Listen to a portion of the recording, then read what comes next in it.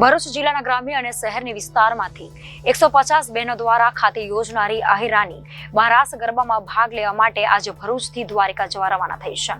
ભરૂચ જિલ્લાની 150 બહેનો આજે શક્તિનાથ ખાતે એકત્રિત થઈ ત્યાંથી આજે બપોરે 1 કલાકે દ્વારકા જવાના રવાના થઈ છે।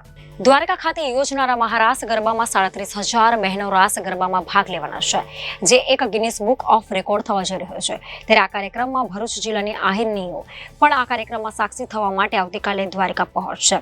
5000 વર્ષ જૂનો ઇતિહાસ પુનરાવર્તિત કરવાનો અને દ્વારકાધીશને ગમે એવું ભગવત, સામાજિક અને ધાર્મિક કાર્યનો સુભગ સમન્વય એટલે આહિરાણી મહારાજ સાથે સાથે આજના લોકશાહી અને આધુનિક સમયમાં યત્ર નાર્યસ્તો પૂજતે રમંતે તત્ર દેવતા સૂત્રને અનુરૂપ આહિર સમાજમાં મહિલાઓને સન્માન ભાવ સાથે તેમની સક્ષમતાનો અને તેમના નેતૃત્વનો સમાજને લાભ મળે તેવા હેતુથી બનેલા આ પ્લેટફોર્મમાં આપણા સમાજની મહિલાઓએ અત્યાર સુધીના આયોજનમાં પોતાની ક્ષમતા અને નેતૃત્વ પુરવાર કર્યું છે।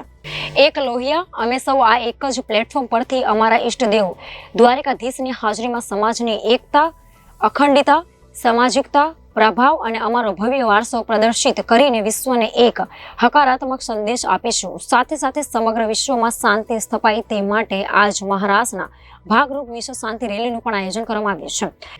ભરૂચ જિલ્લામાંથી 150 આહિરાણીઓ દ્વારકા ખાતે યોજનાર રાસ ગરબામાં ભાગ લેવા જઈ રહેલા તમામ આહિરાણીની બહેનોને ભરૂચના ધારાસભ્ય રમેશભાઈ મિસ્ત્રી, ભરૂચ ભાજપ જિલ્લા પ્રમુખ મારુતિસિંહ, સનાતન ધર્મના ગાડીપતિ સોમદાસ બાપુ, આહિર સમાજના અગ્રણી પરસોત્તમભાઈ, નટુભાઈ, જયેશભાઈ સહિતના નામી નવામી અગ્રણીઓ ઉપસ્થિત રહી તમામ બહેનોને શુભેચ્છાઓ પાઠવી હતી। જિલ્લાના જે નેતૃત્વ કરી રહ્યા છે, સાથે અમારા ગુરુજી સોમદાસ બાપુ, ધારાસભ્ય શ્રી રમેશભાઈ મિસ્ત્રી, જિલ્લાના સંગઠનના અધ્યક્ષ શ્રી મારુતિસિંહ અતોડરિયા, ધર્મેશભાઈ મિસ્ત્રી, અમારા સમાજના નતુભાઈ આહિર, જયેશભાઈ આહિર, પરસોત્તમભાઈ આહિર, આજના મહારાષ્ટ્રમાં આહિરાણીઓને જે શુભેચ્છા પ્રસંગ પાઠવવા માટે આવ્યા છે, એવો સૌનો હું ખૂબ ખૂબ હૃદયથી આભાર માનું છું। અને કહેવાય છે કે જ્યાં સુધી સફળ પુરુષની પાછળ સફળ સ્ત્રીનો હાથ છે, ત્યારે હું આજે એ ચોક્કસ કહીશ કે સફળતાની પાછળ પુરુષોનો પણ એટલો જ હાથ છે કે જે અમને આટલી હૂંફ આપી રહ્યા છે, એટલી અમને તાકાત આપી રહ્યા છે।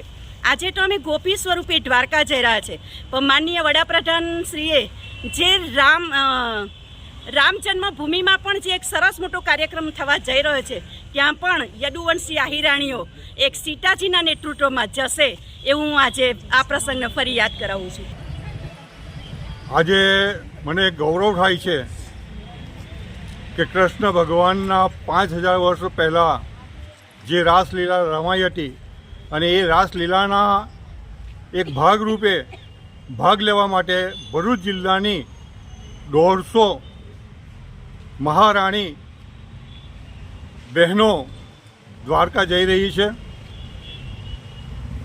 ન જાણ્યું જાનકી નાથે સવારે શું થવાનું છે, પણ કૃષ્ણ ભગવાન ભગવદ્ ગીતામાં હજારો વર્ષ પહેલાં કહી ગયા છે કે આ દેશમાં સંગઠનની જરૂર રહેશે અને સંગઠન કરવું જ પડશે।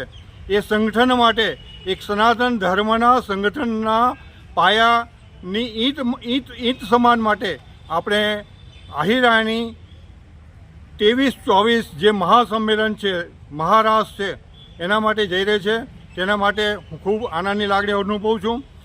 આ મહારાણીઓને જે કંઈ ઈચ્છા હોય તે મારા દ્વારકાધીશ કાર્ય ઠાકોર જગતગુરુ દાતા કૃષ્ણ ભગવાન જેને આપણે પૂજીએ છીએ એ પૂરી કરે, એમની તમન્ના સૌ પૂરી કરે, સારી રીતના જાય અને સારી રીતના આવે અને આપણા જિલ્લાનું